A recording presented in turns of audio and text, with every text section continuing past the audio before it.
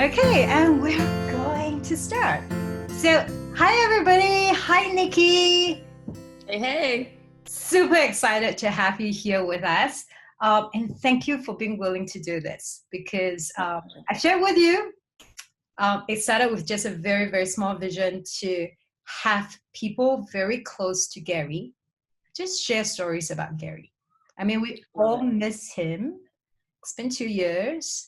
And I think along the way, we've got so many more millions of users all around the world.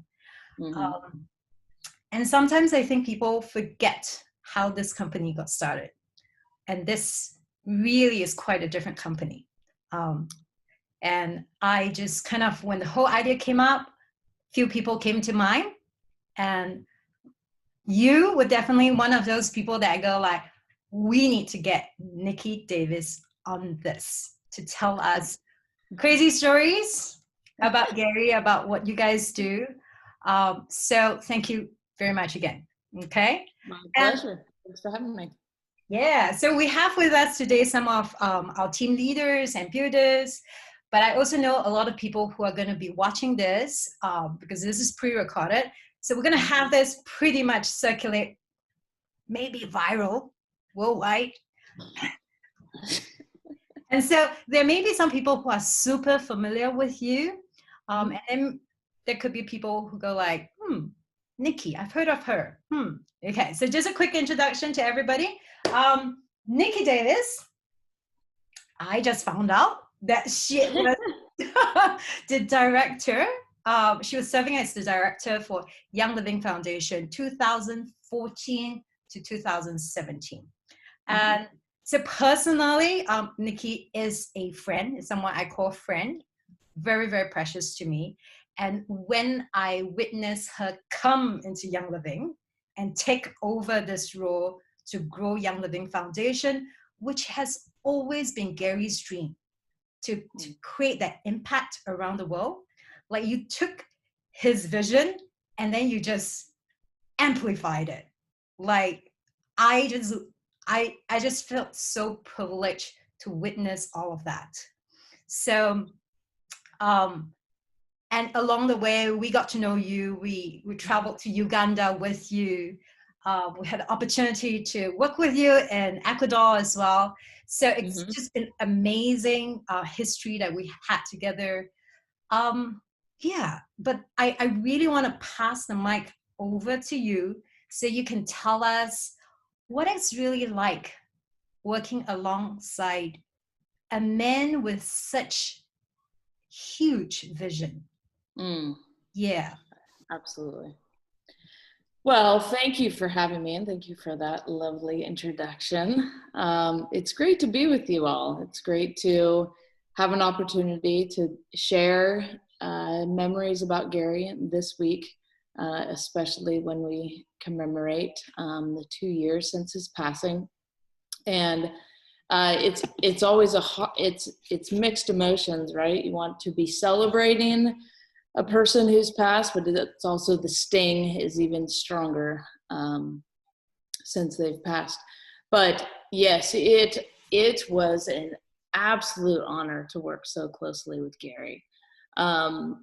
He is one of the most incredible human beings I could ever imagine actually walking the earth. He lived so many lives in his one life. He mastered so many trades. He ran so fast. He did so much in his one lifetime that many people never ever experienced. So it's quite the ride.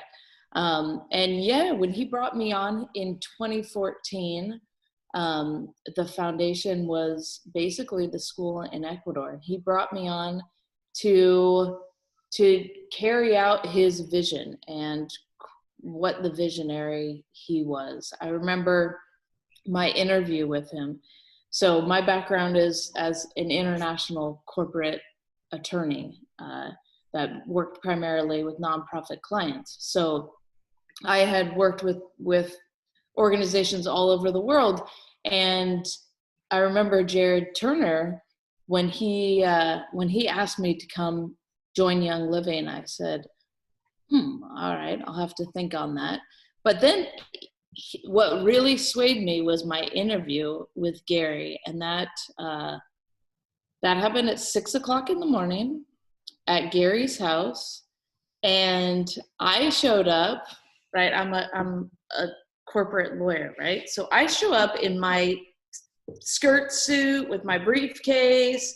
I'm all ready to go. 6 a.m. at his home. I show up with Jared, knock on the door. He opens the door in his pajamas. And I thought, all right. And he swears it's a tracksuit, but it looked like he didn't just hop out of bed, because he'd probably been up since 4:00 in the morning, really working out in his outdoor gym. But so he welcomed me in. And then he proceeded to make breakfast for me. He made einkorn pancakes and this turkey bacon that I was like, that's bacon for real? And and then he poured me this glass of red stuff and said, this is amazing stuff right here. It's called Ningxia. I was like, all right, that's not orange juice. That's all I know. And I drank it and I thought, hey, this is quite good. And I thought, okay, this is not your typical interview environment, but I thought maybe he'll ask me some questions. What are your strengths? What are your weaknesses? Look over a resume, see, what I've done, what, my experience. No, he didn't care about a resume. He didn't care about accolades. He didn't care about my past education. He sat there and he looked across from me and he said, what are you passionate about? What's most important in life to you?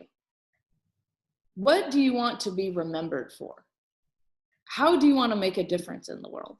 And I thought, okay, I'd been on the hiring committee of my law firm. I'd interviewed hundreds of lawyers before, and I had never even thought of this kind of a question in an interview process.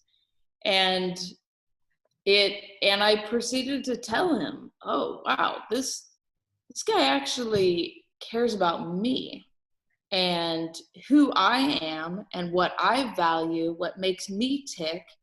And he wants to know my heart. He doesn't just care about the brain I have and the way I can add value to his company and grow his company and increase the bottom line. Coming from a legal background, those are the things people are looking for in an interview. They're looking for, how can this person bring profit and benefit my company so that we can grow the bottom line? That is not what he was looking for. He was looking to see if I and my heart was something that was going to carry his name for his foundation, which he was very passionate about, and continue on his legacy.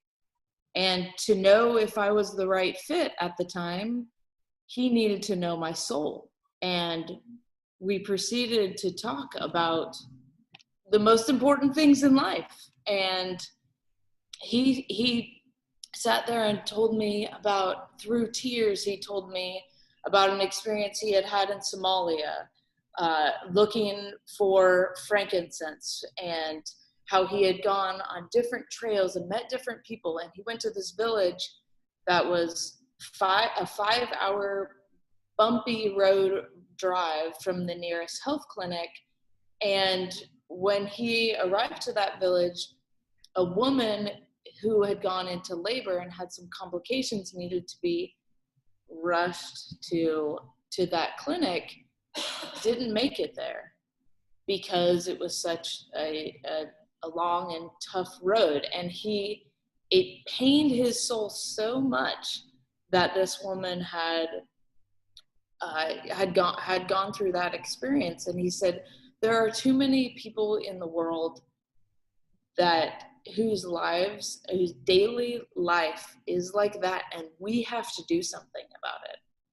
And I thought, my goodness, here is this man who has founded an amazing company. He's obviously, you know, he could be sitting on his laurels and cash in the dividends for the company and have boats and mansions and summer homes all over the world. And no, I am sitting there in a very humble home, a nice home, but it's not grandiose. It's not flashy. It's just real people live there, everyday people. And what he cares about is using his resources, his what he has at his disposal, his skills and his heart to help people, to benefit the world. And it shocked me, coming from such a profit-driven industry, to meet someone who was so purpose-driven, did not ever once allude to a bottom line or make me feel like I was part of a bottom line. Whereas in the legal field, I felt like my value was based upon how much money I could make someone else. And no, my value to Gary was on how much I could bless somebody who needed it most. And that was incredible to me. That was a complete mind shift. And after that interview, I thought, I want to be part of this. This is a company that doesn't ebb and flow with a normal economy. This is a company based on what matters most in life, and people were the most important thing to Gary, and blessing their lives was the absolute most important thing to him. More important than himself, his own, you know, opportunities and pleasures and, you know, he could have done anything in the world. He had plenty of opportunity to, but no, he spent all of his time blessing people. And that's, you know, he started to talk to me about the school in Ecuador. I thought, well, okay, so you're living in Ecuador, building out the Young Living Farm. What's this connection to a school? And as we were on an airplane down to Ecuador for the first time, we were sitting together and he was telling me the history. And he told me, you know, I was building the farm and it was so exciting. The land was so plush. I was excited for all the plants we could grow there. But every day I would drive by this old dilapidated building on my way to and from town from the farm. And he said, and that was the school that my farm employees' children went to.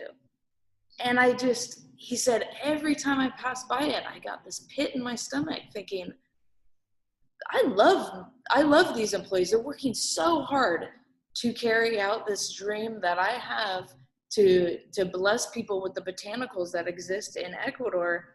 But yet their children are going to this tiny building with no windows and no latrine. So kids just go to the bathroom in this outdoor shack.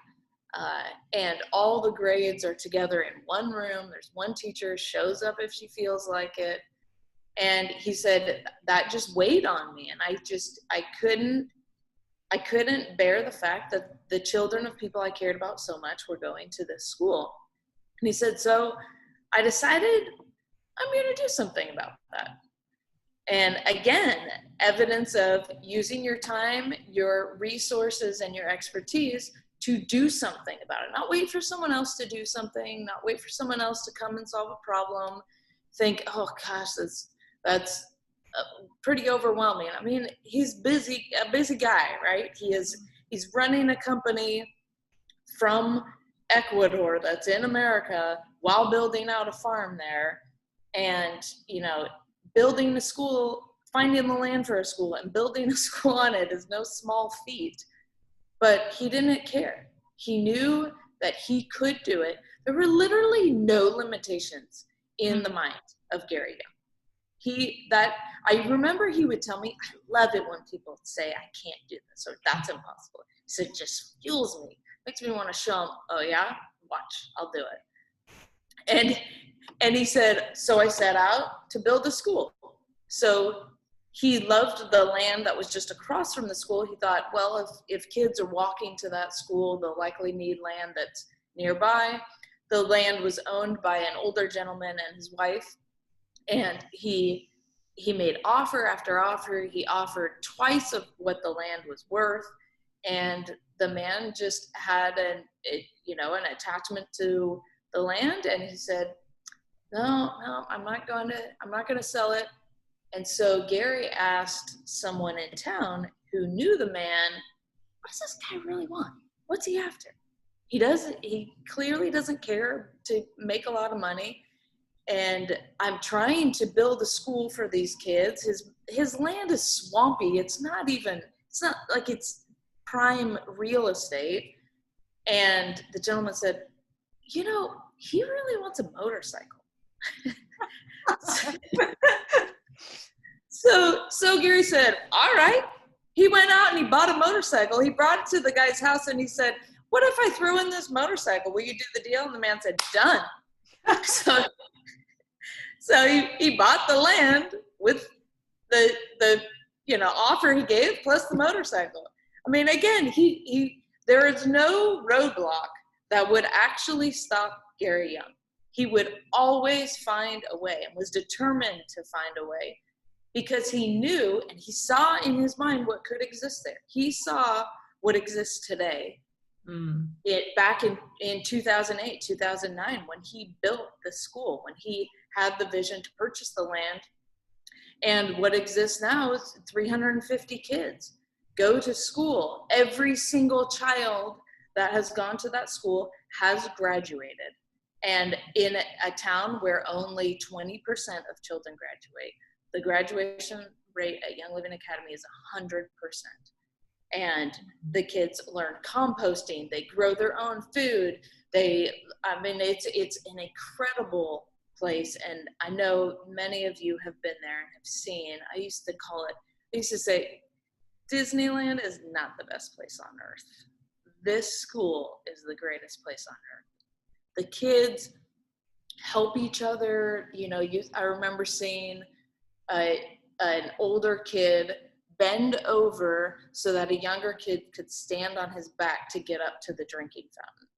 And I thought, my goodness, these kids they're united and they are living the principles that Gary espoused, that he encapsulated.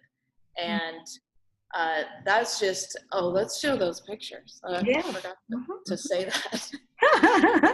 Give me a second. I'm so excited. That there's a. Okay. There. Okay. You can. So this is right before a presentation for a platinum retreat. I think it was in 2015. And Gary and I are talking over plans to grow the school. And I remember saying, okay, Gary, we want to double the admittance. We talked through the vision, and Gary said to me, he said, make sure when you're building this building, you build so that you can put layer upon layer upon layer on top, because we will never stop growing. The land, we can't just build lots and lots of one-story buildings because we're going to run out of space eventually. And I thought, my gosh, this, we get so excited. Oh yeah, we're going to grow the school. It's going to be great. We need a building that can fit another 100 kids. But that was my thinking, right? And Gary was always 1, 2, not just 1, 2 years in the future, 10, 15, 20. I mean, he thought, he would say, there's going to be a university on this land. And I thought, goodness grief, man. But he literally was always thinking ahead. And what is at the cornerstone of his philosophy and what drove his thoughts and his ideals was, how can we better the lives of, in this case, these children here. And it was never, what are the monetary constrictions? What are, how many of us think in terms of, okay, well, what are the problems associated with that? What are the limitations there? No, he always saw what could be, and then he came up with a plan of how to make it happen. And then after this meeting, he sat down on draft paper and he actually designed the building with measurements on draft paper and everything. Like, it looked like architectural drawings. And I was just in awe, thinking, gosh, what in the world can this man not do? I mean, he just had so many gifts and so many talents. And it's not because he was afforded all kinds of opportunities when he was young, because he had challenge after challenge after challenge when he was a young boy and a teenager and a young man. But he had this drive and this understanding and vision that he was going to have an amazing impact on the world. And go ahead and show the next picture. And this is what drove that vision, is seeing these children who he had been playing on his farm, running through the trees, day after day, seeing them graduate from high school, go on to university, have an education, have opportunity. I mean, you see the look in his eyes and the sheer joy on his face. This is the very first graduating class of Young Living Academy. And I mean, he just could not stop beaming with joy and crying tears of joy and gratitude. And he was just so proud of these kids and for the life that they had created, because he offered them an opportunity. You want me to just talk, or do you want me to? Wait, I'm just listening. I'm like, there's so many moments I feel like crying. I'm trying not to make any noise. Well, there are many moments I feel like crying too, but I feel like this is a Zoom call. You can't cry on a Zoom call. We can do anything here. Okay, cool. You can run through the pictures if you want us to ask. Yeah. And actually, I think the girls will have questions, but I think they just okay. for you to tell your story. Yeah. Okay. Well, if they do have questions, stop me, because I'm not going to be very quick to catch the questions.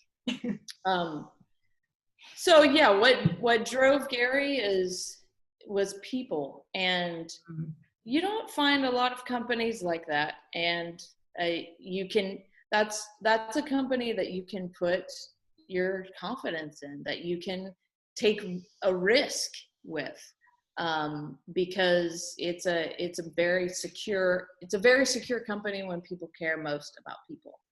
I remember when there was a very bad earthquake that hit Ecuador in 2016, I think March of 2016. And we were gathering. I talked to Gary about it immediately when we heard, and he was very distraught. It hadn't harmed anything at the farm, or in Chang'an, where the Young Living Farm is, or at the school. But the epicenter was just a few hours away. And he said, this is the area where the Young Living Foundation began. We've got to do something about it. And so we gathered, we brought in couple $100,000 worth of donations from amazing, giant-hearted Young Living members like all of you. And we gathered I remember Mary came into my office with boxes of Young Living products. And as I was about to leave, and I took probably 8 suitcases and boxes worth of Young Living product. And then when I arrived, we spent all of the money at the local stores, because we wanted to infuse that into the local economy. and purchased truckloads of supplies with this charge from Gary. He told me, Nikki, I want you to go where no other organization is going. I don't want you to go where the Red Cross is going. I don't want you to go where first responders are. I don't want you to go where others are going to give help. I want you to go out into remote villages and find the most vulnerable and help them, because no one else will. But we will do what no one else will do. We will find the people who need us most. We will go to the hardest to get places, and we will bring aid and comfort and love to the people who need it most. And I thought, yeah, like, I mean, not only is that incredibly moving, it's real, right?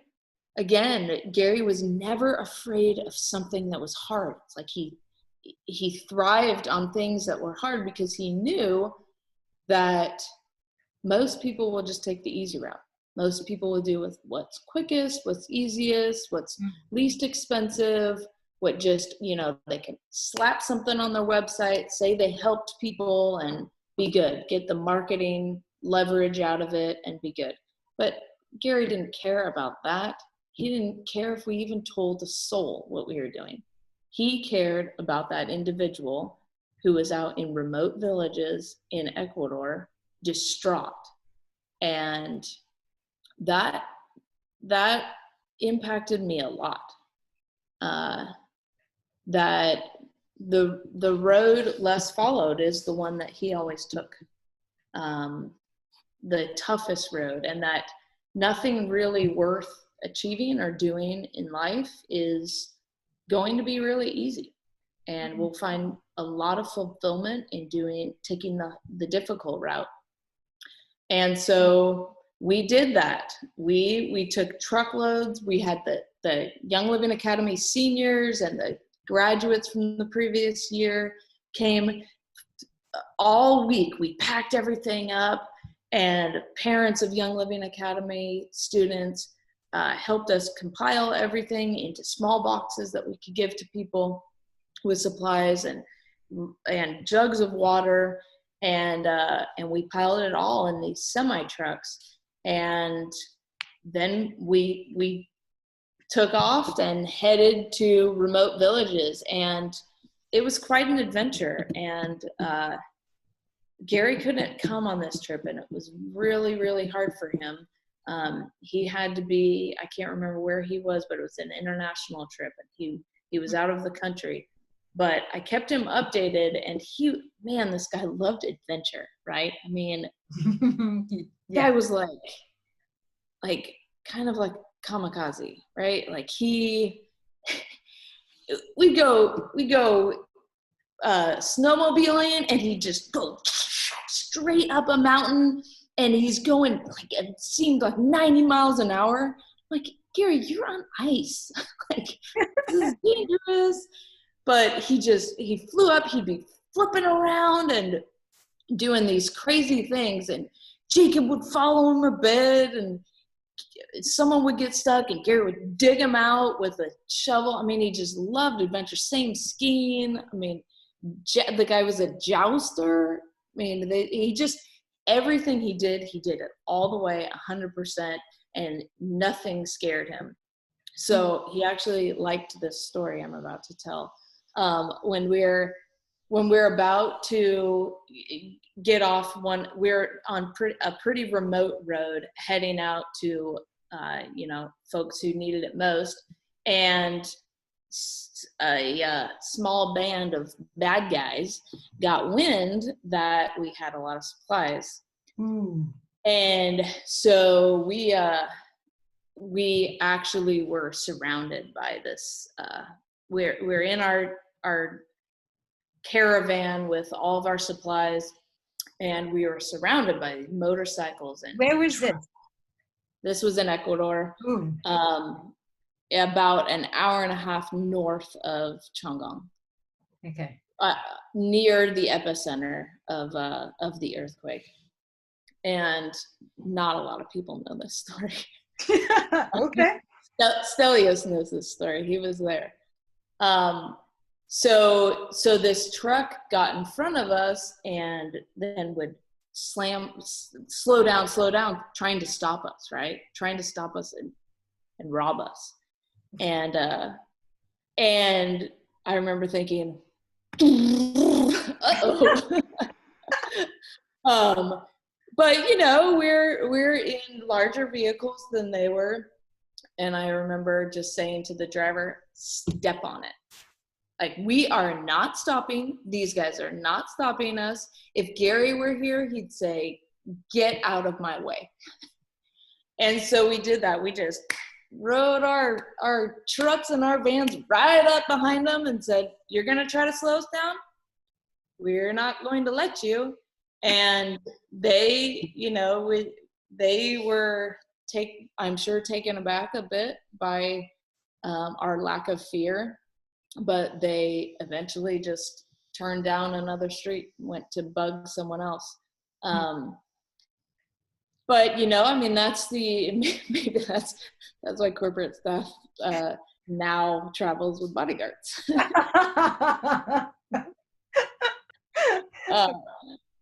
But just with what instilled in me in that moment when I felt fear, but I thought, no, we're doing something good. We are helping people who need it most. We are in the right. We will be protected. And I knew that's what Gary would have said. I knew that's what he would have done. I knew he wouldn't kowtow to anyone. I knew he wouldn't just give in to someone trying to bully him. But he always knew, when you're doing what's right, when you're helping people, when you're serving, God will protect you and will provide a way. You just have to keep saying yes and keep moving forward time after time after time again, and things will unfold. So if you'll show the next picture, this was the village we got to. There was a large group of people that had gathered. We saw them coming in on donkeys from all over the place. And they were supposed to get a shipment. And then they got word that the people were not coming. And when we heard that, we went we knew there was a large gathering where people had nothing. And so we went and we gave them each one of these relief packages. And gosh, to see the looks on their faces, it was priceless. And Gary was right. The people who need it most are often most appreciative. And it was a feeling that's difficult to convey, but it was just pure joy and fulfillment in being connected with our brothers and sisters around the world, and being a united family. So I'm glad he set that tone, that we don't do what's easy, we don't do what's convenient, but we go where no one else will go, and we help people who need it most.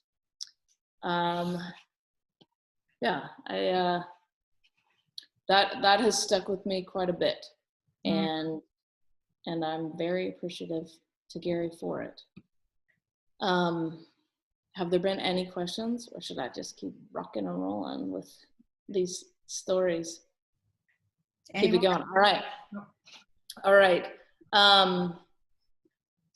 Again, we're another example of Gary knowing that he has expertise, he has resources, he has abilities, and so he'll go where no one else will go. If you go ahead and show the next slide. This is Gary on a tractor in Nepal, and in Yarsa, Nepal. And again, after the earthquake there in 2014, Gary went in 2015 and saw the destruction in this small village. It's at the base of the Himalayas, very, very, very remote area, about a 12-hour drive from Kathmandu, very bumpy road, no roads. This is Gary actually making a road to, yeah, to the village. Like him. He'll make the road. Exactly. Yeah. People say, but Gary, there's no road to get to that village. Well, so what should we do? Build a road, of course. Yeah. I mean, literally zero limitations, zero roadblocks ever in that man's mind. It's incredible.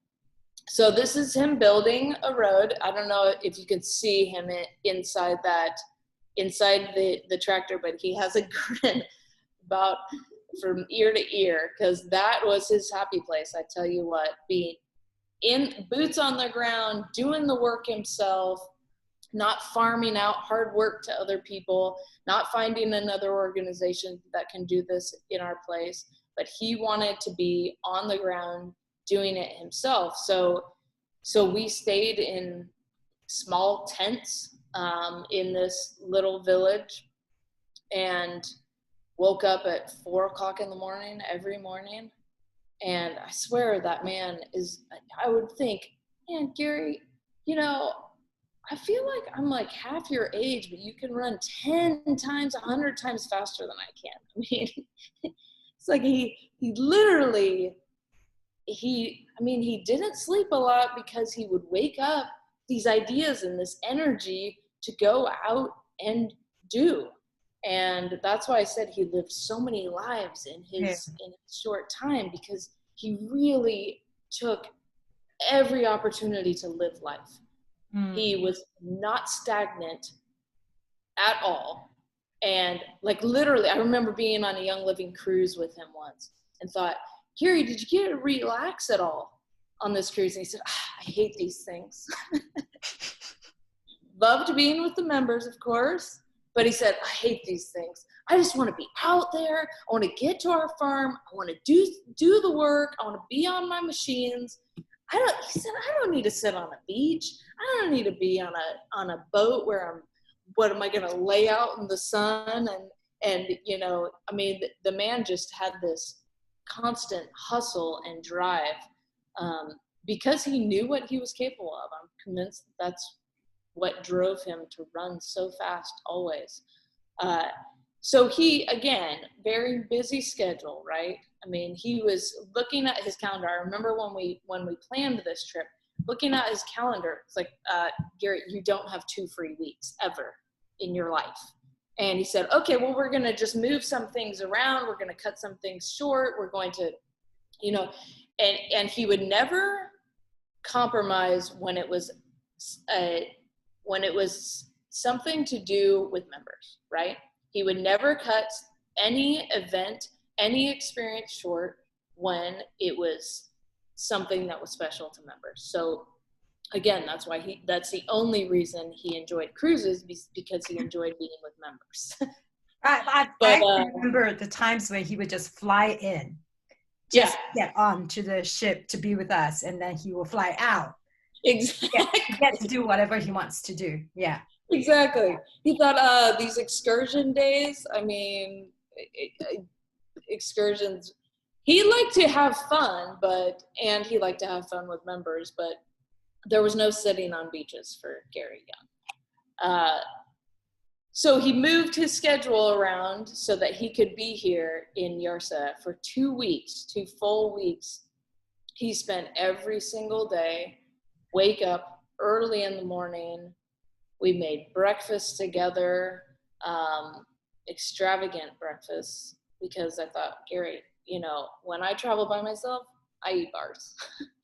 But, you know, Wolfberry and Sleek bars, that's what existed at the time. Like, that's my mainstay. And maybe I shouldn't be sharing that. But he loved his good, I mean, he grew up as a farm boy, and he loved his good, hearty breakfast. So we'd have these 7-layer breakfasts. I remember thinking, man, I never wake up this early, and surely not to make a big breakfast. But that again, he didn't want to waste any time, and he wanted energy to get all the way through to midday. And then we'd go out, and he said, okay, we're going to clear all of this land for the school. We're, meaning Gary and me, like the two of us, were going to clear the land. I was like, Gary, I'm a lawyer, right? Like, I mean, I love adventure. I love getting, my feet dirty, being boots on the ground. That is definitely a happy place, but I don't know how to clear land to make a school. And he's like, well, of course, that's what I'm here for. And he said, what you can do is you can go before me. So I'd be in this big dirt pile. And he said, you could just throw out the bricks and the metal and anything that's not dirt. You just throw it into a pile over there.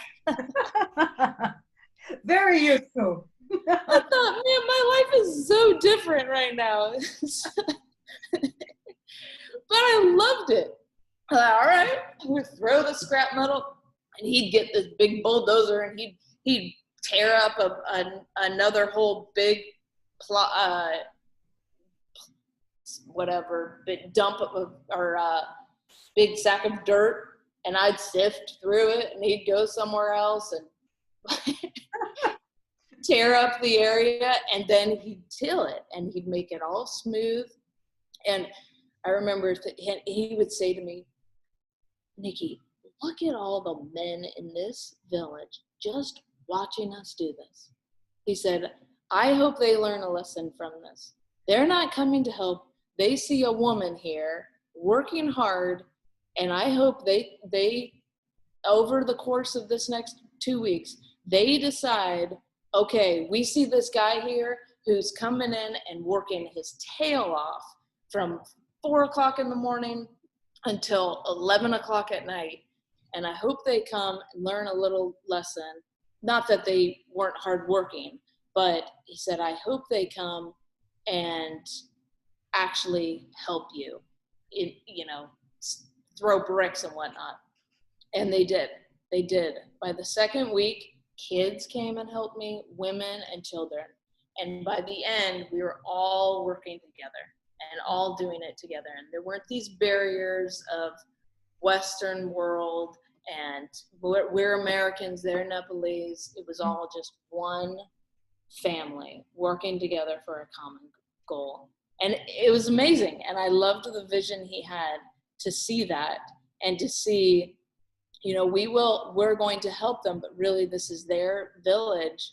And at the end of the day, the most important thing is to empower them and teach them and show them.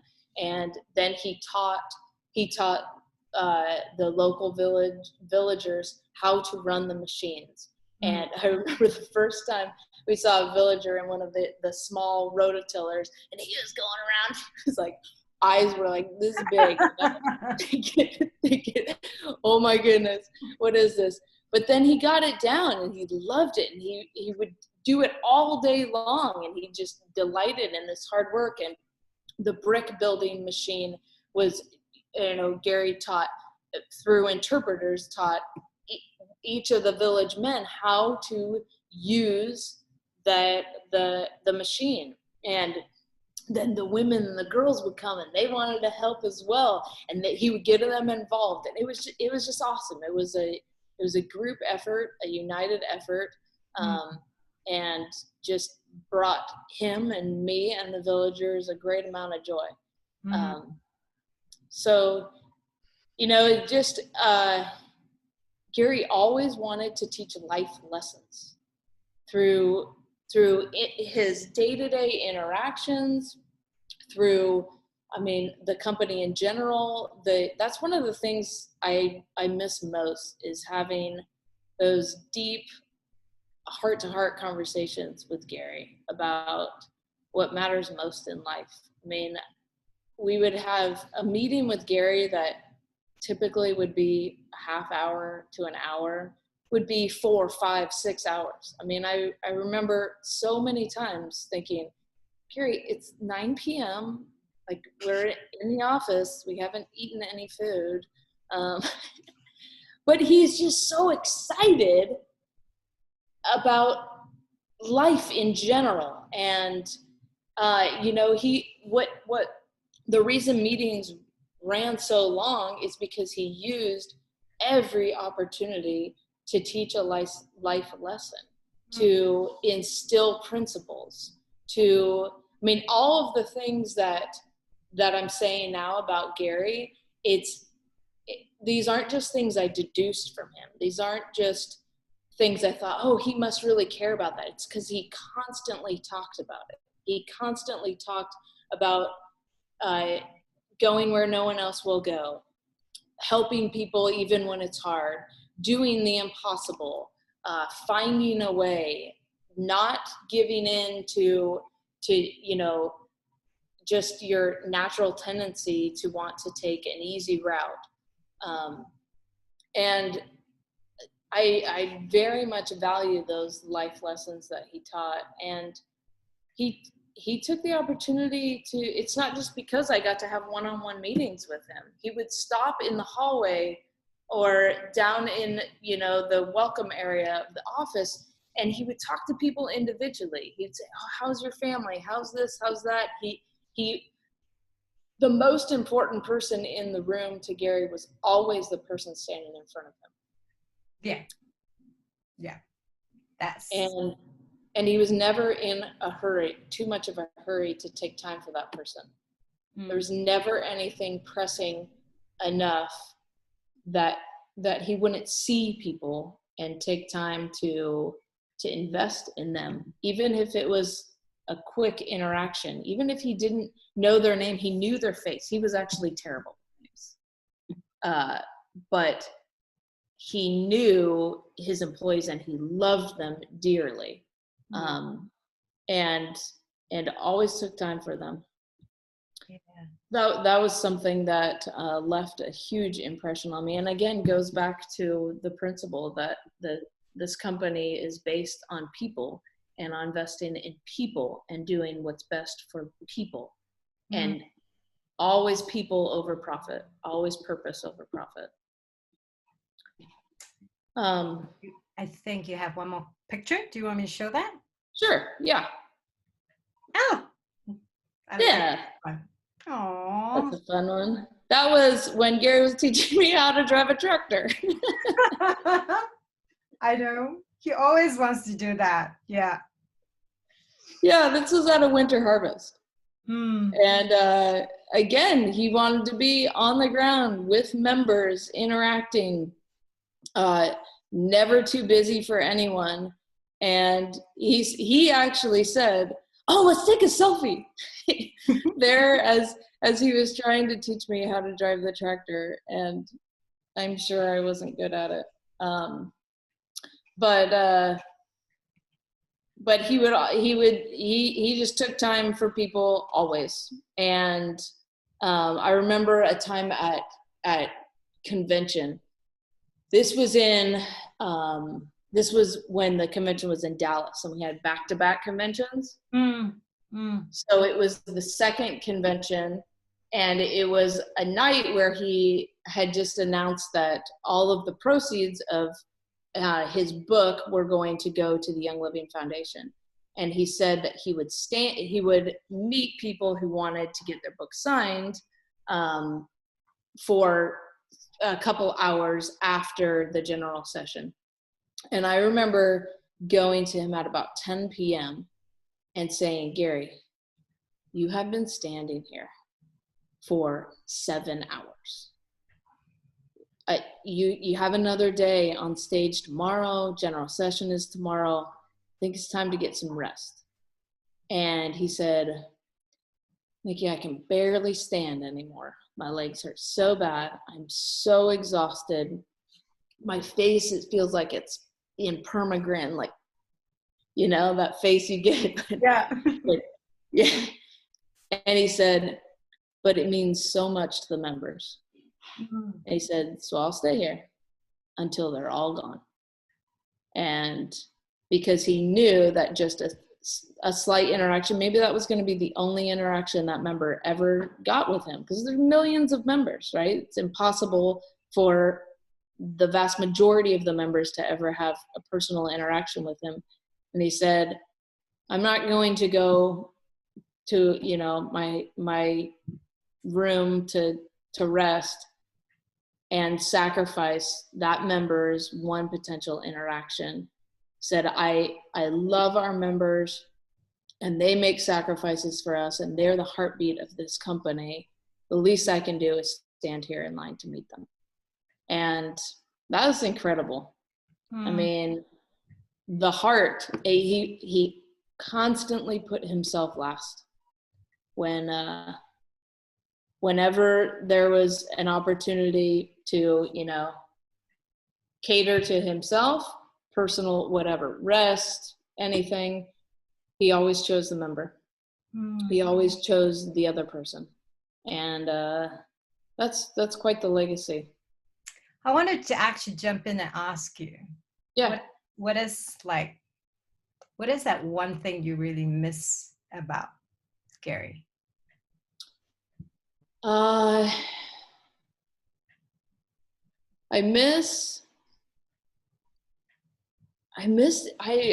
miss those one-on-one talks of just talking with Gary about the things that matter most on plane flights, in meetings, just walking down a hall in a car, and you know, in Ecuador, we spent my first 2 weeks. Well, yeah, we spent in my first month working there. I spent 2 of those weeks with the entire Young family at their home in Ecuador. And after a full day of go, we'd sit together at night, probably 9 or 10 p.m. We'd make dinner together. We'd sit there. Gary or one of the family members would pray over the meal. And then we'd just talk about life, about what was going on, what was important to people. I remember talking to him about different things that he was worried about with his kids and, you know, the future for them, and just, you know, just like one-on-one, like a father figure and like an amazing mentor and friend. And me telling him the same things, me saying, you know, I'm worried about this, I'm worried about that, I don't know how to do this. And he would just walk me through, coach me through it, never make me feel less than or feel ashamed that I didn't know how to do something or was afraid of a potential outcome. He would just say, okay, well, let's just walk through. And he would teach me by holding my hand through the process how to just feel confident and courageous about and full of faith about whatever initiative it was, because we were doing the right thing. And so what I miss most is those moments of just having one-on-one conversations with him about life. And I really miss, I miss his laugh. He had a really hearty laugh, and he would laugh often. And he would just he would kind of lean back in his chair as he was laughing. And he was a jokester for sure, and loved to have fun, like kind of intense fun. but yeah, I mean, he's just a multifaceted. I mean, there's so many things about him. It's hard to sum it up in just a sentence or even characteristics, but the man impacted an enormous amount of people on a very large scale, but also one-on-one, on a very individual scale.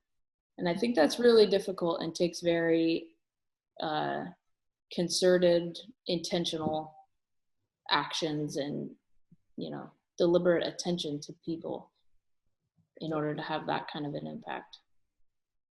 I'm going to ask the girls if they have any questions for you, actually. All right. But, you know, we are kind of like working through the questions. Okay. Yeah, I'm just going to say that you have that same intensity like him. I have to say that. Like listening to you, I actually feel like Gary's here. Like, Yeah. oh, Oh. live it now. So, yeah. Well, he sure made me tired, but he made me want to run after him. I think, I have a question. Yeah. So I remember first seeing you, Nikki, in France. I think that was when you were first introduced to us, the France Diamond Retreat. And now I'm skeptical all the time, right? So when there was a new staff corporate member coming out, I was telling Kai, I'm like, oh, sure. Until I heard you speak. And I turned to Kai and said, okay, this woman has substance. Like she's real, she's authentic. So I think my question is, before you really did a lot of work with YL, you were already intelligent, you were audacious, you were very clear, you were loving and all. How has your growth been as a result of being in YL and being in under Gary's leadership? Yeah. That's a great question. And I remember talking to Mary shortly after Gary passed and saying, Mary, I am so grateful to Gary for giving me wings to just fly.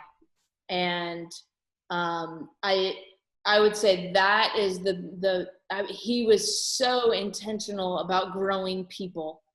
He was not consumed with growing a business. He was consumed with growing people, and he knew the business would grow when he grew the people.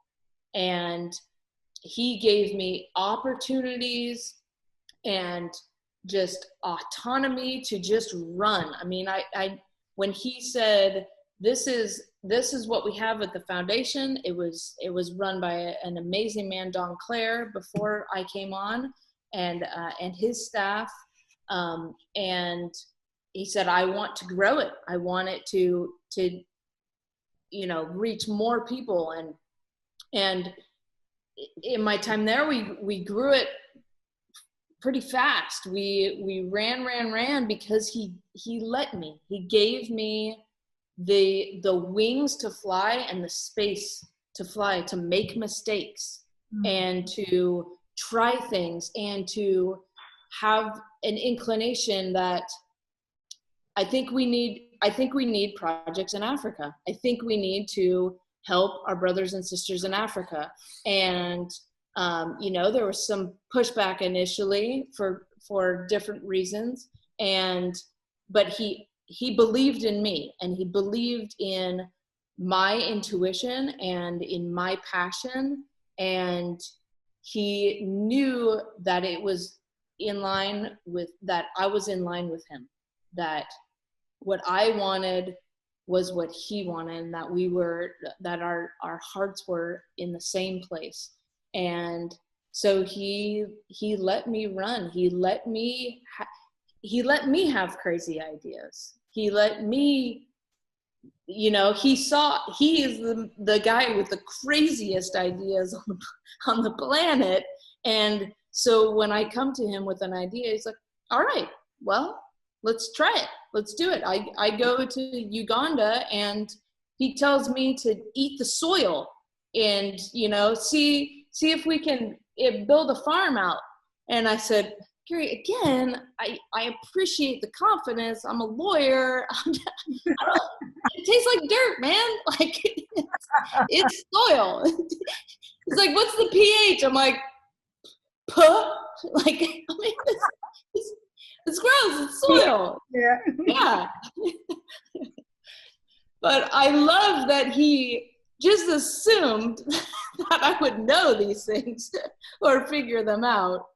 Yeah. But he really gave me the opportunities and the space to just fly, to the wings to fly. And I am incredibly grateful for that. And that accelerated my growth exponentially. No question. And I think that is a huge leadership lesson, right? Mm-hmm. To embrace someone who has a big personality, and to be able to work alongside just trusting each other, and like you say, giving you the autonomy to actually just run, you know. Totally. He empowered me incredibly. I think Charlene has a question. Charlene, do you want to unmute yourself? Hi. Hi. So I'm asking this question on behalf of like new members who have just joined Young Living. And I think they are very new to the Young Living culture. And I'm just wondering if you have a word for new members, what would you want to tell them about Young Living as a company, and also Gary as a founder of the company? Like what are they part of? Absolutely. So Gary started this company back 25 years ago, right? Maybe 27 years ago or so. And because he knew what he could do, again, the same principle, he knew he didn't have the resources at the time, but he had the brilliance. And so he took the seeds, the lavender seeds in his boots from France, to Spokane, Washington, started his own small lavender field, built his own distillery, and created everything himself because he learned how to do it. He knew he could do it. He saw the vision of what could be way before it ever existed. And he was so committed to authenticity. He was so committed to quality that he wanted to do it himself. He didn't have other companies do it for him. He did it himself. That is the roots that began this company and that remain with this company and that's seed to seal. That's exists in every layer of the company, is the authenticity that this brilliant man who knew no limitations and knew the impact he could have on the world, did it for the right reasons and cared enough to do it himself so that it was done right. And I think the lesson there is the confidence that we can have in the products, because they are created by the person who created them for the right reasons.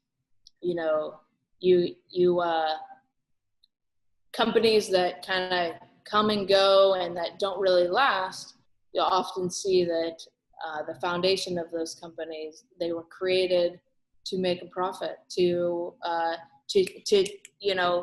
sidestep different processes, to not do things quite as right, to cut corners so that you can maximize profits, maximize output. And Gary never, ever did that. He did it himself from the beginning and then taught others to do it. And always at the heart of what he did was authenticity.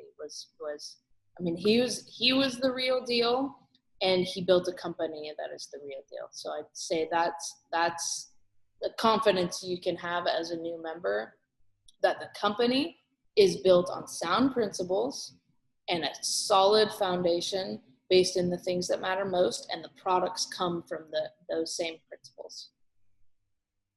Great question. Thank you. Okay. One more from Sheena. Okay. So one last question. I think especially with you working with YLF, it's very clear that Gary is always about empowering people, which is something that you mentioned just now also. And we know that he is still around because his teachings are all inside us.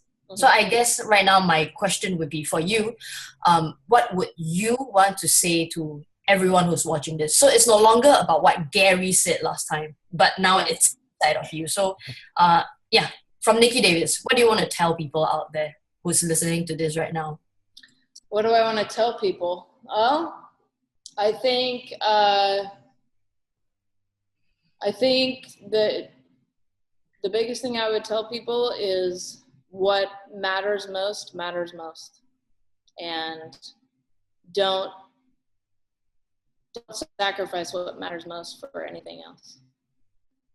But stay true to what you in your heart and soul know is what brings you peace, joy, passion, purpose, and hold tight to that and run with it, and you won't fail. Wow.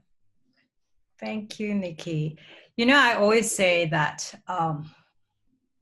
it's always interesting to watch the people that come towards Young Living.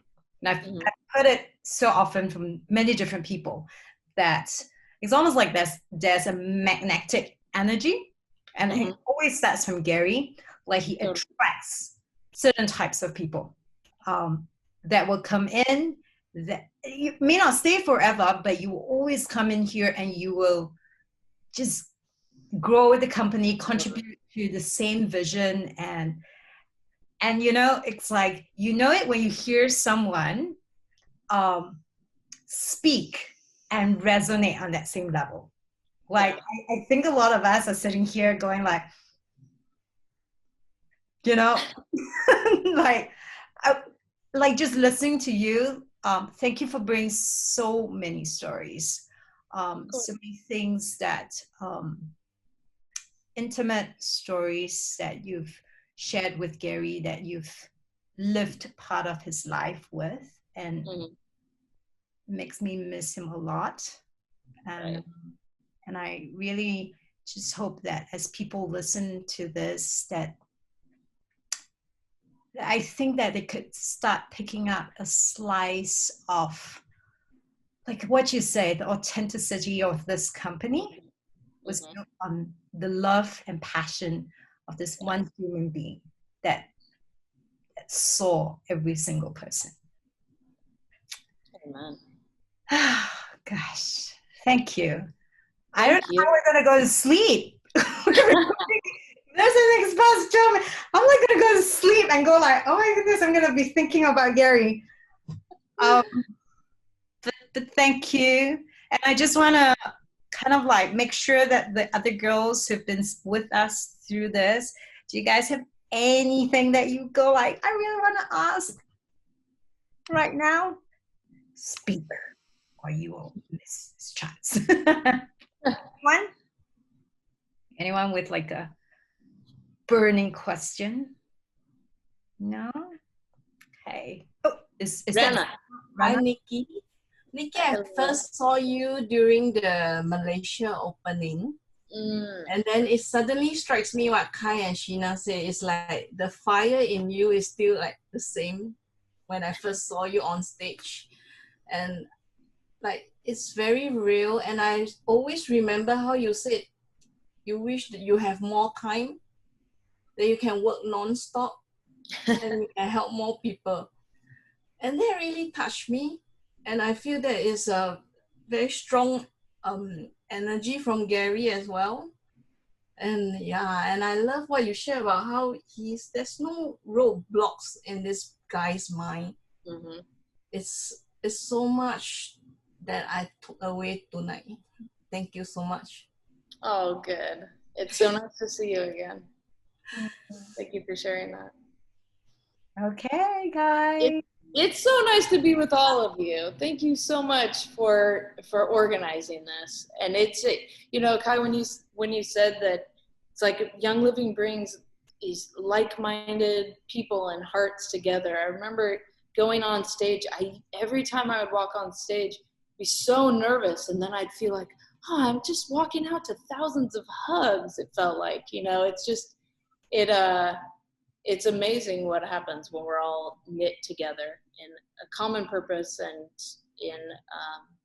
in something that's real, that's affected and changed and blessed all of our lives. It's just such a blessing to know each of you. And you all have very, very, very much blessed and enhanced my life, and I'm grateful for it. So thank you. Oh, thank you so much, Nikki, for doing this for us and for, I think, a lot of people that's going to get to listen to this and going to send you private messages about how much they are crying. Okay. We all miss Gary. So thank you again.